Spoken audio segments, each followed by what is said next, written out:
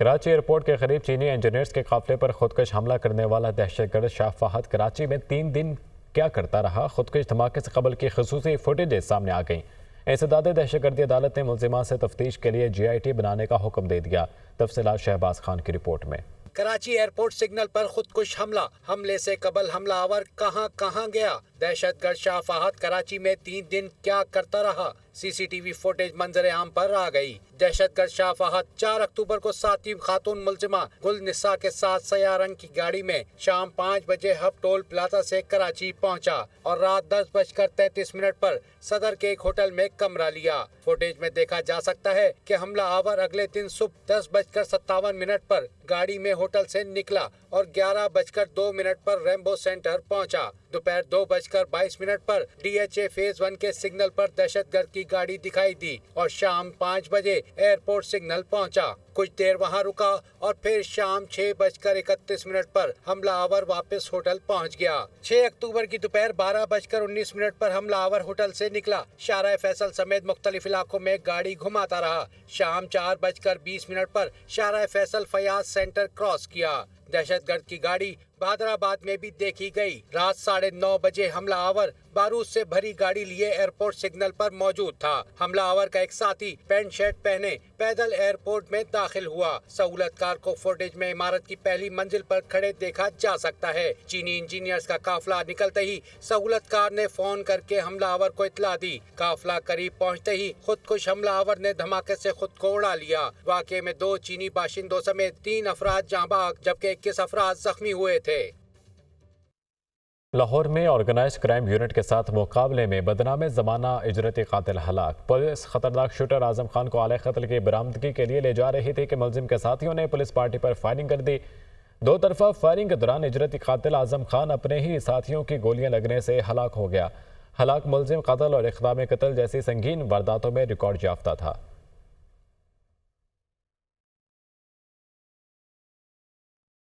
अमेरिकी सदर Joe Biden और नवमुंतखब सदर डोनाल्ड ट्रंप के दरमियान अहम मुलाकात आज होगी। बाइडेन इस मुलाकात में ट्रंप के साथ अमेरिका के अहम तरीन दाखिली और खारजी पॉलिसी के उमूर पर बात करेंगे।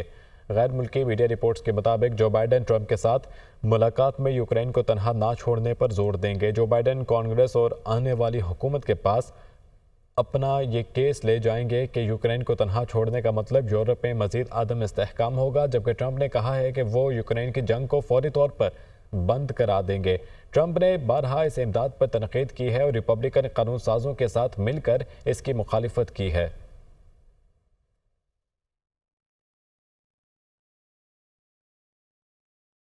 डोनाल्ड ट्रंप ने आर्कनसास के साबिक गवर्नर माइक हकाबी को इसराइल के लिए सफीर नामजद कर दिया। अमरीकी मीडिया के मुताबिक माइक हकाबी कट्टर इसराइली हमायती और गजा लबनान में जंग का हामी है।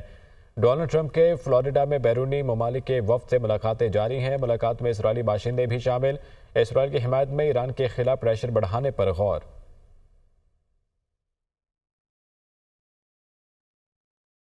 इसराइली फोर्सेस की गजा के बेघर फलस्तीनियों पर हमले थम ना सके। इसराइल फजाई हमले में सुबह से अब तक 27 फलस्तीनी लुक़मा अजल बन गए। अरब मीडिया के मुताबिक देर अल बलाह में मस्जिद पर सिहोनी फौज के फजाई हमले में 6 फलस्तीनी शहीद, मुतअद्दिद जख्मी। खान यूनिस के अनमवासी इलाके में इसराइली बमबारी से 11 फलस्तीनी शहीद, 12 जख्मी। नसीरात कैंप के करीब घर पर इसराइली रॉकेट हमले में 2 अफराद शहीद। शुमाली गाजा में सिहोनी फजाइया के हमले में 8 फलस्तीनी शहीद, दर्जनों जख्मी हुए। मगरबी किनारे में इसराइली फौज की गुंडागर्दी जारी, मुतअद्दिद नौजवानों को गिरफ्तार कर दिया। शहीद फलस्तीनियों की तादाद 43,679 तक पहुँच गई। 1,03,205 अफराद जख्मी हो चुके हैं।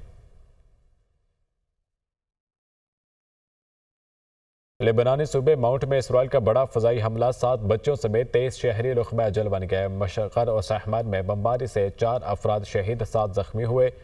लेबनान वजारत सेहत के मुताबिक शहादतों में इजाफे का खदशा है। एक हफ्ते के दौरान इसराइली हमलों में 241 फलस्तीनी शहीद, 642 जख्मी हो चुके।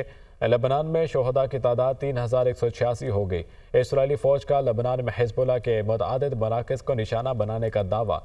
अस्करी और ऑपरेशनल अपार्टमेंट और असलह के डिपो को निशाना बनाया गया।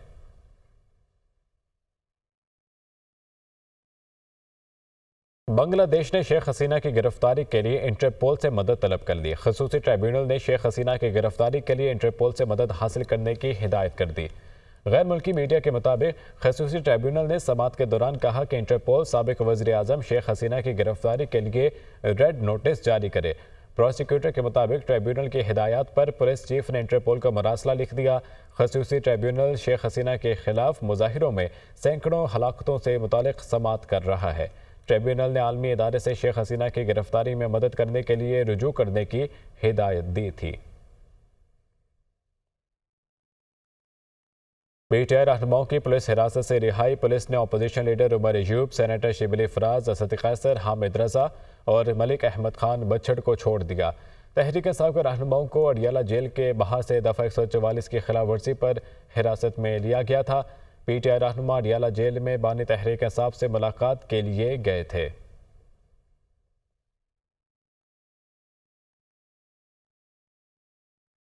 इस्लामाबाद में प्रेस कॉन्फ्रेंस करते हुए अपोजिशन लीडर उमर अयूब का कहना था कि उन्होंने हमें यरगमाल बनाया और हिज़्ब बेजा में रखा। ये हमारी मुलाकात बानी पीटीआई से नहीं करवा रहे।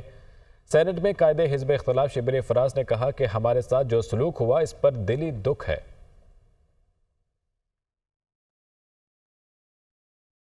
एक बार फिर हम सबको हिफ्ज़े बेजा में रखा, हमें इन्होंने अबडक्ट और यरगमाल बनाया। वहां पे हमने उस थाने का जो पानी भी है वो हमने नहीं पिया। 2 महीने से हमारी मुलाकात ये नहीं होने दे रहे हैं और फिर कहते हैं डेमोक्रेसी है। जिस तरह से कि हमारे साथ जो सलूक हुआ वो सलूक शिबली फराज या उमर अयूब या असद कैसर या बच्चर साहब या साहबजादा साहब के साथ नहीं है। ये पाकिस्तान के आईन के साथ ये हुआ है। और अनप्रोवोक्ड या तो होता कि हम कहते हैं कि हमने कोई वहाँ पे कोई जलसा किया है या हमने कोई एग्रेशन की है। हम तो खामोशी से गए, हमने कहा कि भाई हमें आप बता दें आपने छोड़ना है या नहीं छोड़ना। अगर नहीं छोड़ रहे तो हम जा रहे हैं। तो उन्होंने हमें घसीटा, हमें मैन हैंडल किया। इस तरह की गिरफ्तारियों की मजम्मत करते हैं। अली अमीन गंडापुर ने मजीद कहा, ये इस तरह के ऊंचे हटकंडे कर रहे हैं। हमारे जलसे में अमेरिकी झंडा लहराने वाला हमारा कारकुन नहीं था। ये कोई नई बात नहीं। इस तरह के जाली पर्चों में गिरफ्तारियां करते हैं। वज़ीर आला खैबर पख्तूनख्वा अली अमीन गंडापुर।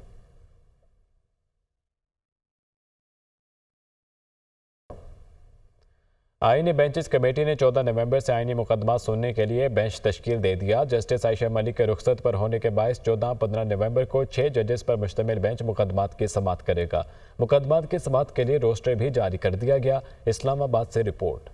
जस्टिस अमीनुद्दीन खान की सरबराही में सुप्रीम कोर्ट की आईनी बेंचेस कमेटी का इजलास, जस्टिस जमाल मंदोखेल की इजलास में शिरकत। जस्टिस मोहम्मद अली मजहर कराची से टेलीफोनिक कॉल के जरिए शरीक हुए। कमेटी ने 14 नवंबर को आईनी मुकदमात की समाअत के लिए बेंच तश्कील दे दिया। एलामिया के मुताबिक इजलास में रजिस्ट्रार की जानिब से कमेटी को ज़ेरे इल्तिवा आईनी मुकदमात के हवाले से ब्रीफिंग दी गई। कमेटी ने फैसला किया कि समाअत के लिए पुराने ज़ेरे इल्तिवा आईनी मुकदमात को तरजीह दी जाएगी। इजलास को बताया गया कि 14 और 15 नवंबर को जस्टिस आयशा मलिक रुखसत पर होंगे। कमेटी ने फैसला किया कि 14 और 15 नवंबर को तमाम दस्तयाब जजेस पर मुश्तमिल बेंच मुकदमात की समाअत करेगा। इलामिया के मुताबिक रजिस्ट्रार को बेंच के सामने मुकदमात समाअत के लिए मुकर्रर करने की हिदायत कर दी गई है। जस्टिस मोहम्मद अली मजहर की इस्लामाबाद वापसी के बाद कमेटी का आइंदा इजलास 13 नवंबर को होगा।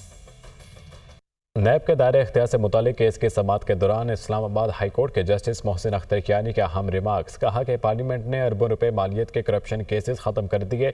बगैर दांतों वाला नैब भी इंजॉय करें और लोग भी। इस्लामाबाद से रिपोर्ट। नैब के दायरा इख्तियार से मुतालिक केस की समाअत। नैब केसेस खत्म होने के हवाले से जस्टिस मोहसिन अख्तर कियानी के अहम रिमार्क्स। जस्टिस मोहसिन अख्तर कियानी ने कहा कि पार्लियामेंट ने अरबों रुपए मालियत के करप्शन केसेस खत्म कर दिए। बगैर दांतों वाला नैब भी इंजॉय करे और लोग भी। 100 से ज्यादा बड़े करप्शन केसेस खत्म हो चुके हैं। करप्शन केसेस के मुल्ज़मान बैरून मुल्क भी चले गए हैं। जब पार्लियामेंट को होश आएगा तो बहुत देर हो जाएगी। अदालत का कहना था कि नैब करप्शन केसेस की इंक्वायरी शुरू करने से पहले देख भी लिया करे कि अब तहकीकात कर भी सकता है या नहीं। सिंध कामना टिसोरी कहते हैं कि किसी भी पोर्ट में तरक्की उस वक्त तक मुमकिन नहीं जब तक मजदूर की मेहनत शामिल ना हो। एडी पोर्ट पर 24 घंटे सर्विसेज जारी हैं। एडीपी पोर्ट्स के दौरे के मौके पर उनका कहना था कि जो तफसीलात यहाँ हमें बताई गई सुनकर खुशी हुई। ये दिन रात इस पोर्ट को आगे ले जाने में कोशिश हैं। गेटवे इंतजामिया से दरख्वास्त है कि मजदूरों को माशी तौर पर मुस्तहकम करें। यहाँ इनके माशी मामलात भी बेहतर होने चाहिए। हमारी हुकूमत हर एक किस्म का ताउन जारी रखेगी। मैं इनसे दरख्वास्त करूँगा ऐसी सरमाकारी लाएँ जहाँ पाकिस्तानियों को नौकरियाँ मिलें। किसी भी पोर्ट की जो तरक्की है, उसकी जो मैनेजमेंट है, उसका जो रेवेन्यू है, वो तब तक नहीं बढ़ सकता जब तक उसमें आप लोगों का जो पसीना है, जो मज़दूरों का, जो मेहनत कशों का, जो लेबर का किरदार है, अगर उसे सराहा ना जाए। अपने तमाम मज़दूर भाइयों का, अपनी यूएई के दोस्तों का, एडी पोर्ट का शुक्रिया अदा करता हूँ कि उन्होंने आज मुझे यहाँ बुला के एक ऐसी हासिल प्रेजेंटेशन दी है।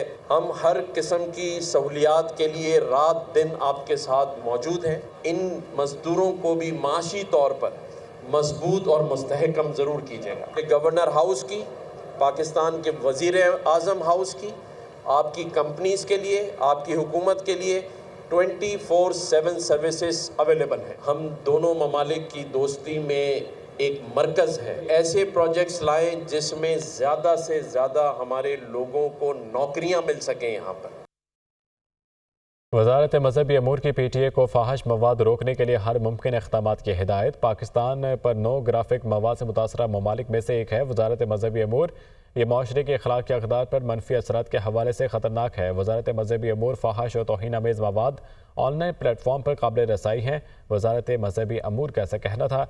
ऐसे मवाद तक रसाई शहरियों को नुकसानदेह मवाद से बचाने की कोशिश में रुकावट है। इससे सुप्रीम कोर्ट के अहकामात पर अमल दरामद के हवाले से इदारे की सलाहियत पर भी खदशात पैदा हो रहे हैं।